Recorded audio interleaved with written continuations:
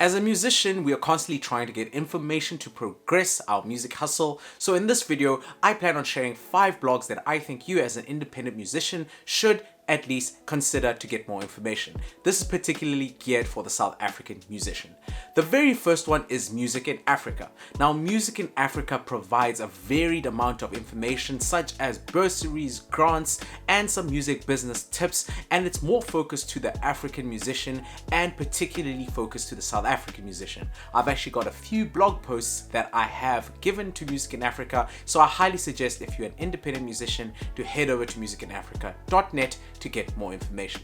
The very next one, number 2, is Skillmusicsa.com. Yes, that is my very blog. I also share information in a blog format on my website. The information that you will get on my blog is similar to how my YouTube channel is, but somewhat synthesized and made easier. The reason I do this is primarily for the data. I know data is expensive in South Africa, so that's why I also make a blog sharing tips and tricks to help you progress in your music career as an independent musician.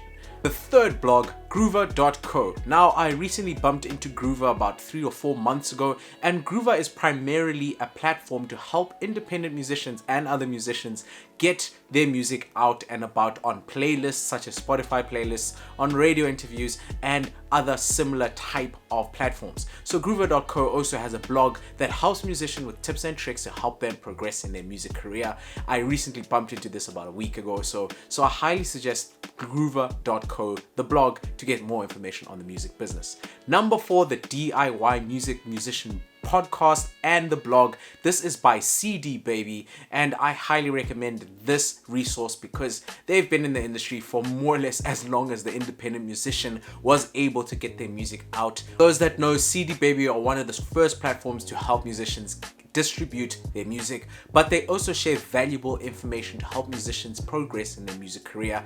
So I highly recommend the DIY Musician podcast and the DIY Musician blog by CD Baby. Last but not least is Ari's Take. Ari Herstand is his full name, I think it is, but he shares tips and tricks, information, and various takes on the music career to keep you updated. I know he also has a podcast, but I highly recommend this blog. There's a very detailed comparison on the DSPs, so the platforms that distribute your music onto Spotify and Apple Music, etc. And that's actually how I came across DistroKid.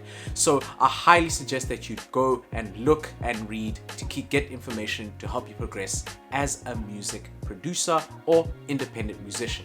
But that concludes this video. If you want to know how many streams you need to make 1,000 Rand, watch this video.